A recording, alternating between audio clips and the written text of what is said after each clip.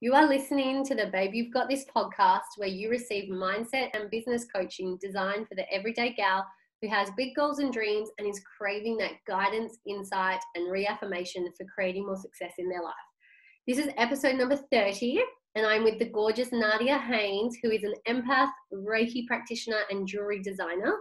Nadia will be sharing her journey as an empath, dealing with anxiety and depression, and what has led her to work with crystals, study Reiki, and start her own business.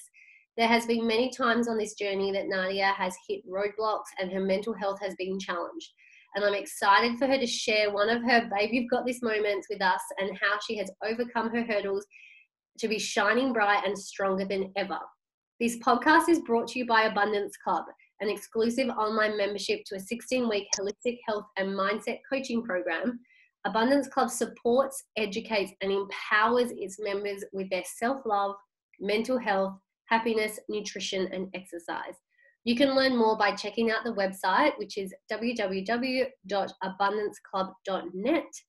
Just a reminder to hit subscribe so you are always in the loop when a new episode drops.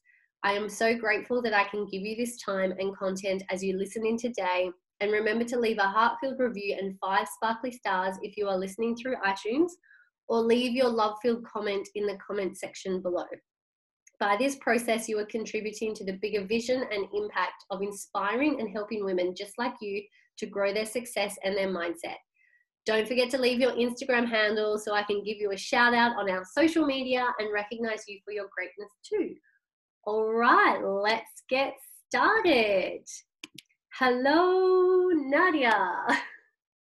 Hey, Kim, how you going? I'm so good. How are you? I'm great. You're looking beautiful, by the way. Your hair looks so luscious. Oh, thank you. It actually needs a cut. It needs a bit of TLC, but I just haven't had a chance. Isn't that always the way? Like, I look at it and I'm like, oh my God, let me touch it. It's amazing. And you're like, yeah, I need to go to the hairdressers. Funny.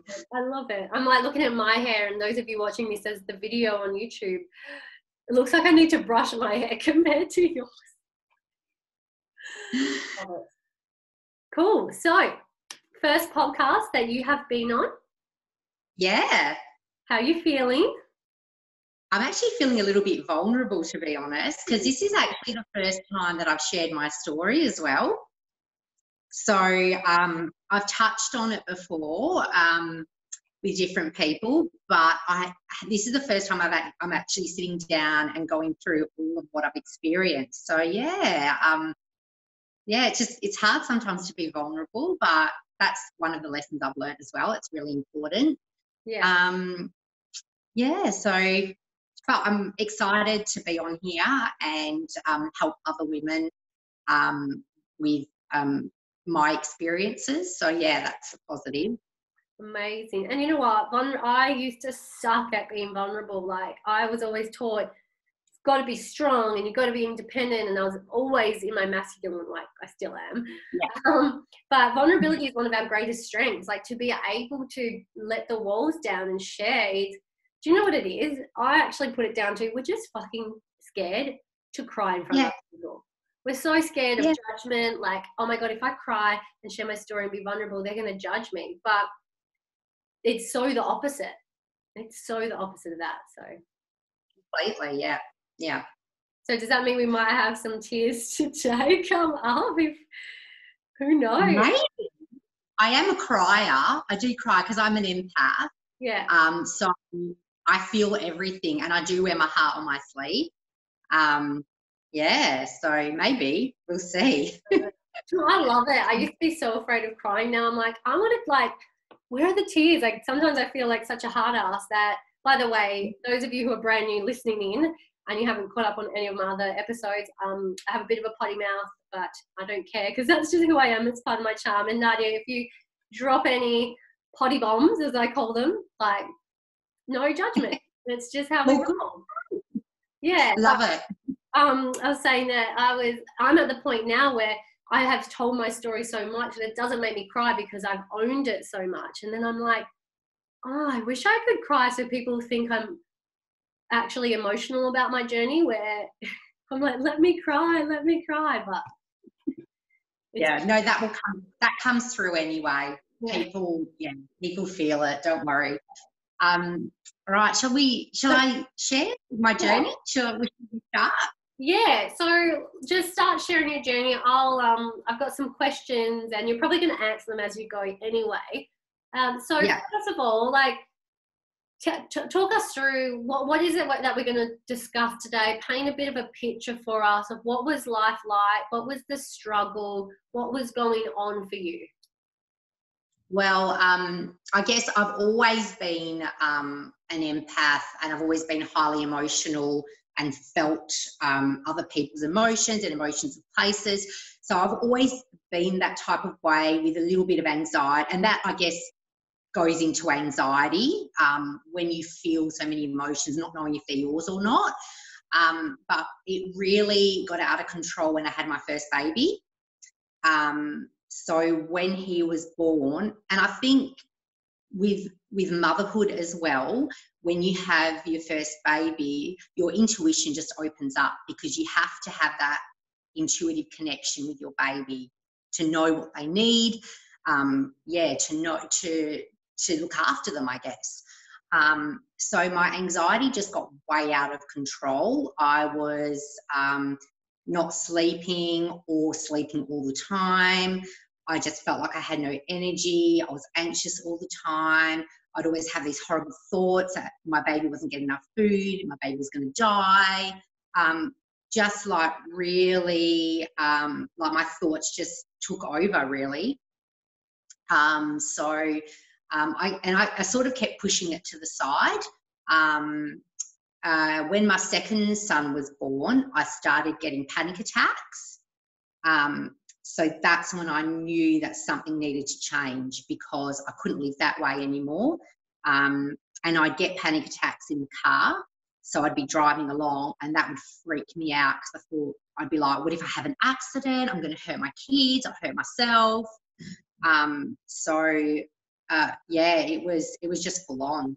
And it wasn't what I call living. I wasn't living. I wasn't enjoying my children. I wasn't enjoying my life.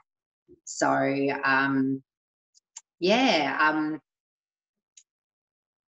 it?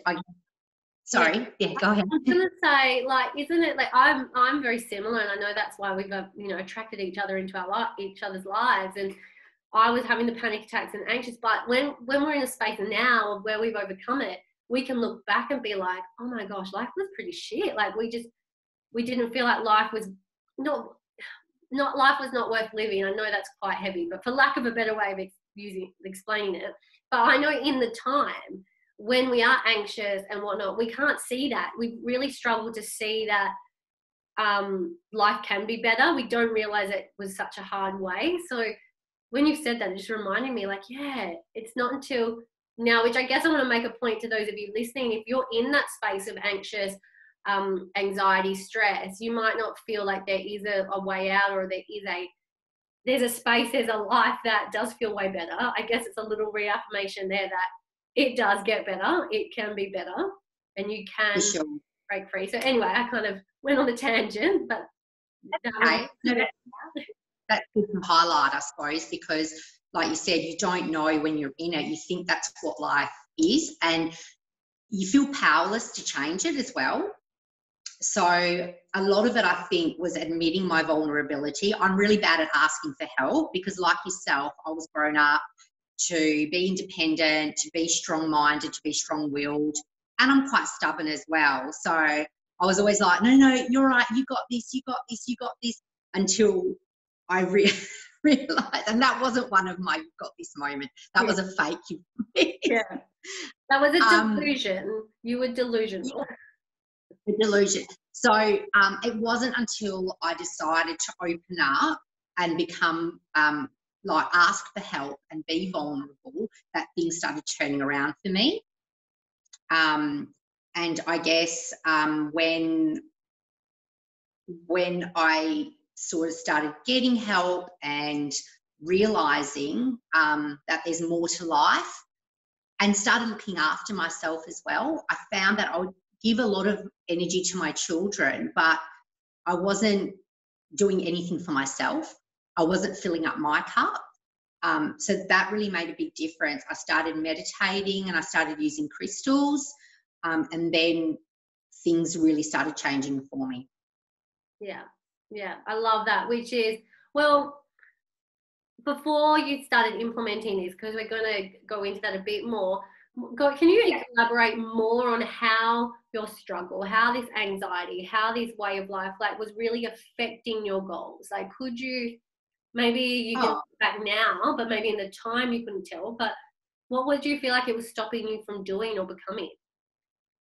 I just didn't have any energy, and I didn't have, I was just, you know, struggling day to day. I couldn't see past the anxiety, and I couldn't see past the struggles that I had. And I thought in my mind that it was going to be like that forever. And that's obviously a delusion as well, you know, because, yeah, one thing we can be certain of is that things are always going to change. Change is inevitable. Yeah. Nothing ever stays the same. And I think when you're in that moment, you're always thinking, oh, this is my life forever. I'm never going to change. Nothing's going to get better. And that, I guess, like, you know, sort of just puts you on this little hamster wheel, and you constantly, you can't get out of it. So yeah, I guess, and that was hard in a way. It was hard for me to look for the future and even have any goals for myself. Like, I love being a mum, and I love motherhood, but I didn't want it to define me as a person. I wanted to go and do other things with my life as well. And I think I found that really hard in terms of making any real decisions for my future, in terms of, okay, I want to go back to work, what do I want to do? So all of that stuff, I couldn't really think of any other goals outside of my little situation. Yeah. And I can relate to that. I know so many people can. When we're in a space of stress and anxiety and overwhelm, we feel so stuck. And we're the ones being anxious about the future. We're anxious about the fact that we want to have change, but because we're anxious, we create that stuckness. I don't know if that's a word, but we create that level of being stagnant and stuck. Stuckness, new word. New word, stuckness. Okay, so what is it that made you have, what is it that made you have your baby? You've got this moment. Like, do you remember the exact time, the exact moment, or what was it? Where was that light bulb? When did that light bulb go off? Or talk us through that part. Okay, so I wanted to do a Reiki degree for years, and I always sort of pushed it to the side. Life got in the way, and I never ever went down that path. And then somehow, I can't actually remember how I got back into it, but I found out about a lady who did Reiki courses. So I went along to my first course and did my first certificate. And I remember after I finished that day, I was absolutely exhausted, but I thought to myself, this is it. Like, there's no going back now. You know, this is everything that I've been through has led to this moment where I am now, doing what I'm doing now. And I knew that going forward, I wanted to help people, and I wanted to help people to realise that there is a way out of anxiety and depression, and it's not a forever state. Like, you can change. And I guess that's what I'm passionate about now. I knew that once I completed that first certificate, that, you know, it was going to get better. Yeah, I love that. And did you feel like, because I guess you what I'm seeing is, and I know there's been moments in my life where I've done this, where you're not conscious of, like, okay, I need to go do this Reiki course because I know that's what's going to pull me out. It's kind of like you did it unconsciously, like you were drawn to doing the course, and it wasn't until you finished it or that day where you were like, oh, that's what I like, this is what I need. It was that moment. And I think that's there's something very powerful in that. So if anyone's listening and feels like, but I'm waiting for that babe, you've got this moment before I take action, that's just a BS story, because sometimes you need to take the action, what you're being pulled to. If you get it, like you would have had a feeling, being like, I want to do this, I'm attracted to this, I know I'm going to enjoy it. Sometimes we have to step into that space and just do it.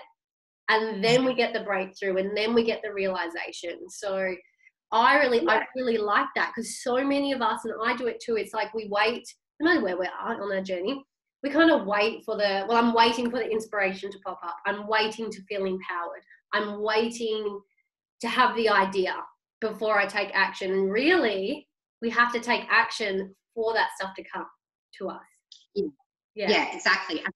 I think a big part of it as well is having an open mind and also following your intuition. Yeah. For me, I never used to follow my intuition. I used to get stuck in my head with my thoughts. And once I started using meditation and crystals, and I went towards the Reiki degree, I then realised, that there is a way out. And I realised that, if you make time for yourself and if you follow your intuition, keep an open mind, do what's right for you, that it will lead you down that path. It will take you where you're meant to go. Yeah, exactly. I love that. So how has it now, from when this happened and to where you are like now, this babe, you've got this moment. I know it wasn't like, I say that most people, it's not even just a moment. It's bigger than that. It's like a domino effect anyway. Yeah. But how has it impacted your goals and your mindset now? Take us, like, where are you now? Like, inspire us with where you are and what you're doing and how you're helping people. Look, my confidence has just increased so much. It's fantastic. I mean, since I've started doing Reiki and using my crystals, I don't get sick anymore. I'm like, my anxiety is under wraps. I still get bad days, but we're human, we are. But I know that things will always shift, and I know that it's not going to be like that forever. So I realised that empowering women to heal themselves is my calling. Much like yourself, like you said, we're very similar. I am very passionate about helping women, to do their own healing, because I feel that, sometimes we want other people to heal us, and that's not what I'm about. I'm all about giving the tools over, and then and being a support there, obviously, to hold that space for people that need the healing, but it definitely has to come from the person that wants to be healed, that wants to go through that process. So I'm basically here just to support, to provide a Reiki therapy and any crystals to support that healing also. Because really, the women that are healing, they're the superstars. It's not me. I'm not healing them. They're healing themselves. Yeah. So I'm just providing the information, the tools for them to go and live their best life. And I love that. And look at, like, this is what I find so inspirational, is you're an everyday person. There's nothing, like, you're not this special person that no one else can be like. Do you know what I mean? Like, I always have to tell myself, Kim, I'm not that fucking special. What would make me better than other people? Like, you can't have that. We can't pedestal ourselves, because then we put our audience in the pit. So we can't do that. So, and that's exactly what I think anyone who's in the healing coaching industry is. We've all come, we're just an everyday woman. We have the same bullshit as everyone else, but the difference is we took the action to pull ourselves out of it. And I find the most beautiful thing is, not only do we help ourselves, but we have this fire inside of us now to help other people and let them help them, guide them. And I'm a massive believer. I say this every episode. I say this all within my coaching group inside Abundance Club, where now I lost my train of thought. Oh yeah, we're not the ones doing the work for you. We're not healing you. It has to come from within. But the difference is you have like get a coach. If you physically can't do it yourself and take action on yourself, you have to get a coach. You've got to get someone to help you, whether it's through, you know, Nadia's method, whether it's through my method, whether it's through someone else's method. We've got to have that support. And I think that's the difference between the people who still sit in their story, who sit in their anxiety, and they're waiting to be saved. It doesn't work that way. We have to save ourselves. But if we need help saving ourselves, that's when we get the help from. Like, that's when we reach out. Yeah, and it's about women owning their power, because we are powerful beings. Like, we're creators. We create life. Like that.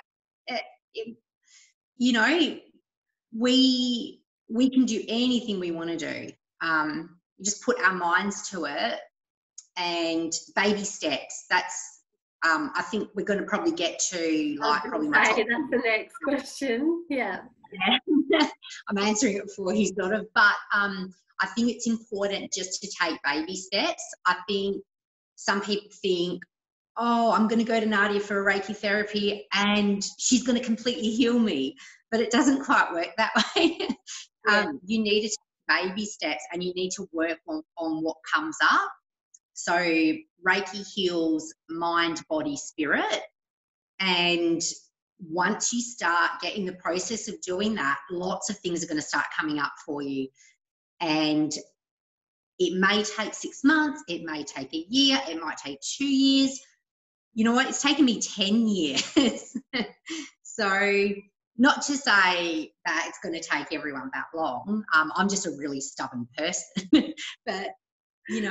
I love that you can just own that. I'm like, it's my own fault. I'm so stubborn. That's why it took me so long. Well, that's what you get for being stubborn. Exactly. Yeah, like, it is a journey, and you've just got to be gentle with yourself. Take time for yourself. Schedule in that time for yourself to do something you love, to bring joy back into your life. And then it creates a momentum that slowly starts building. And that's where the healing comes in. The things start coming, and you can heal. You can start healing them. You slowly start getting confidence.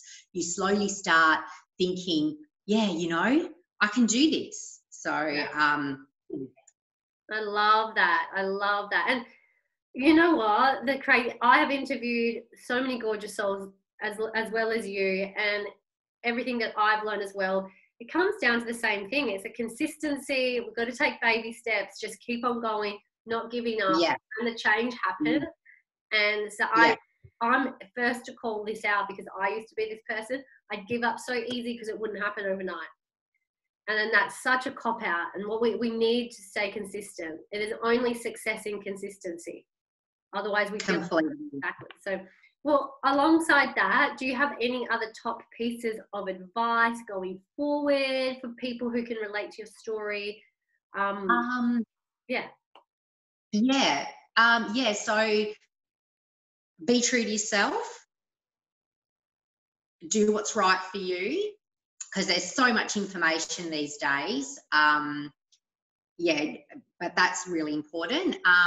Schedule out some time in the day, like I said before, to do something you like. For me, it's meditation, and that really helped me, because it's sort of, it's a moment where I don't have to think, because I'm constantly thinking, I'm constantly organising. I've got 2 boys, so I don't sit, literally do not sit down. Except for right now. Like right now, you're like, this is the only time I'm going to get to sit for today. So I have to schedule in that time, my meditation time. And my boys know now. I tell them, Mum's going to her room, okay? And they know not to come near me. They know that's my time.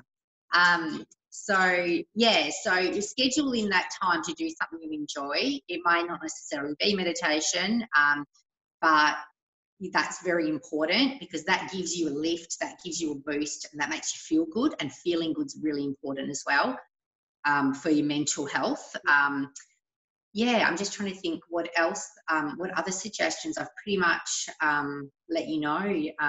Follow your intuition, keep an open mind. That's important as well.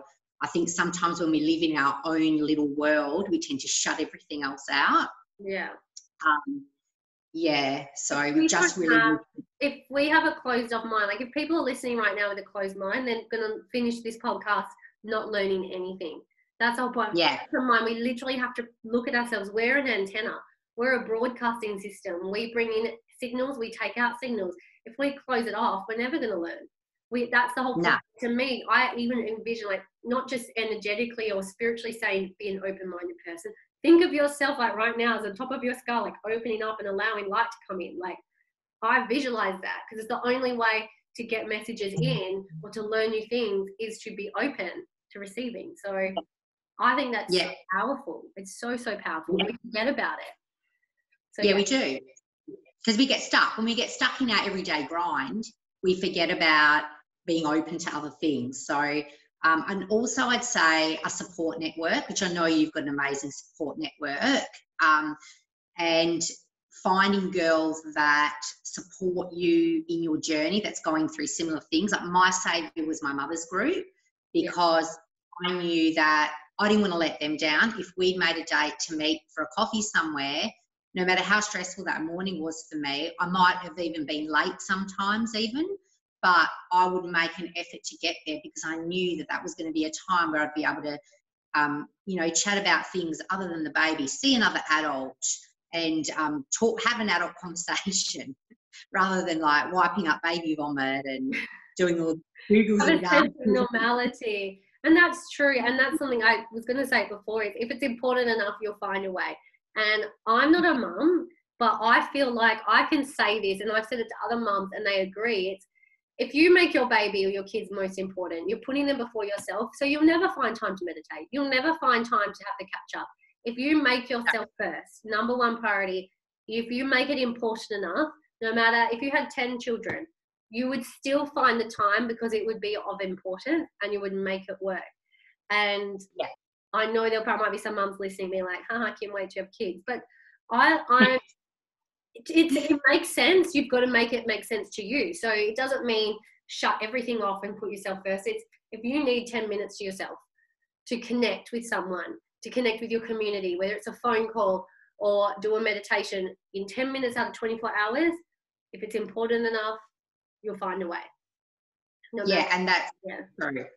Yeah, completely true. Because I think as mums, and I think sometimes just as women, we're taught to actually put ourselves last. Yeah. And it's just an outdated notion that we have to put ourselves last and put everyone else. And it's selfish to think of yourself first.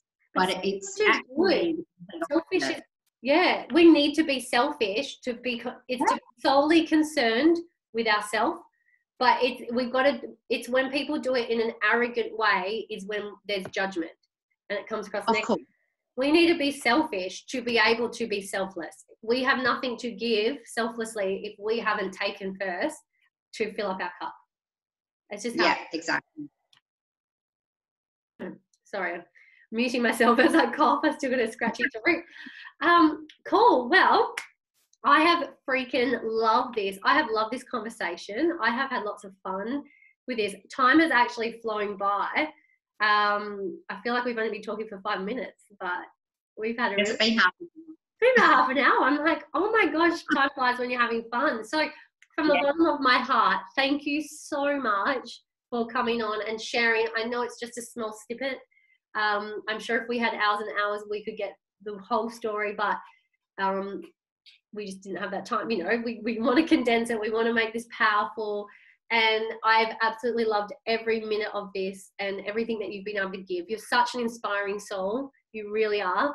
Guys, you're going to be able to access Nadia's details through the show notes, her Instagram. You can connect to her jewelry store that has some gorgeous, gorgeous pieces of jewelry made from gorgeous crystals. I'm actually going to be going shopping this week on your I really want some more jewelry, like crystal jewelry. So highly recommend. And thank you so much. Is there anything else you want to say or add in before we sign off?